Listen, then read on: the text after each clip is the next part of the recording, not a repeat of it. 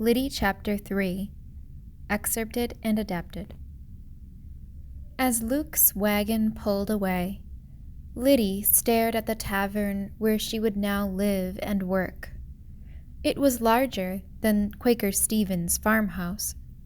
It had many rooms for guests, and barns for the horses that brought them. Lyddie saw some new guests arrive in a stagecoach pulled by horses. The new guests stepped off the coach. Lyddie stared at a young lady with the smoothest pink silk dress she'd ever seen. A stout woman came out of the kitchen door of the tavern and welcomed the guests. She must be Mistress Cutler, thought Lyddie. The mistress began to lead the guests toward the grand front door. Suddenly she saw Lyddie. She came over to the wall and whispered hoarsely across it to her. "What are you doing here?" She was looking Lyddie up and down as she asked, as though Lyddie were a stray dog who had wandered too close to her house. Lyddie was aware, as she might not have been minutes before, that she had no bonnet and that her hair and braids were dusty from the road. She crossed her arms, trying to cover her worn brown homespun with the gunny sack. The dress was tight across her newly budding chest, and it hung unevenly to just above her ankles in a ragged hem. Her brown feet were bare, her outgrown boots still slung over her shoulder. She should have remembered to put them on before she got off Luke's wagon. Self-consciously, she raised her sleeve and wiped her nose and mouth under the woman's unforgiving stare. "Go along," the woman was saying. "This is a respectable tavern, not the township poor farm." Lyddie could feel the rage oozing up like sap on a March morning. She cleared her throat and stood up straight. "I'm Lydia Worthen," she said. "I got a letter from my mother." The woman looked horrified. "You're the new girl?" "I reckon I am," Lyddie said, clutching her gunny sack more tightly. "Well, I've no time to bother with you now," the woman said. "Go into the kitchen and ask Tryphena to tell you where you can wash. We keep a clean place here." Lyddie blushed and obediently went to the kitchen, where Tryphena, the cook, sent her to a corner to clean herself up.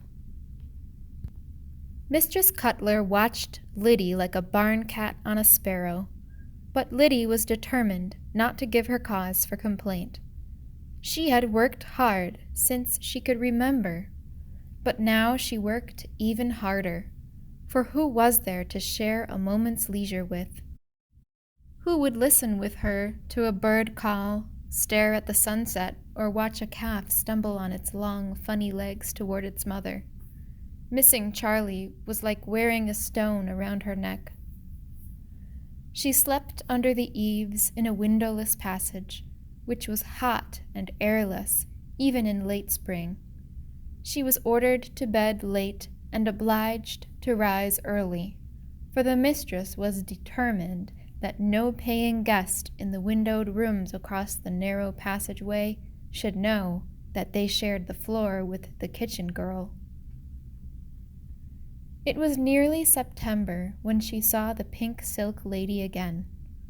She had come this time on the coach from Burlington, and was headed, Lyddie overheard her say at supper, for Lowell, Massachusetts.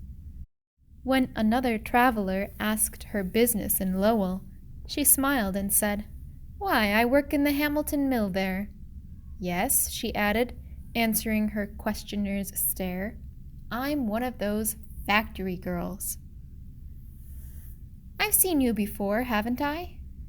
Lyddie looked around to see to whom the lady was speaking, then realized the room was empty except for the two of them. "You're not one of the family here." Lyddie shook her head. "You're a good worker, I can see that."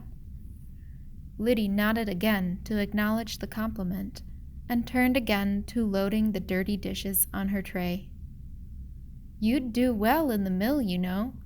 You'd clear at least $2 a week. And," She paused. "You'd be independent." She was lying. Lyddie was sure of it. No girl could make that much money in a week's time.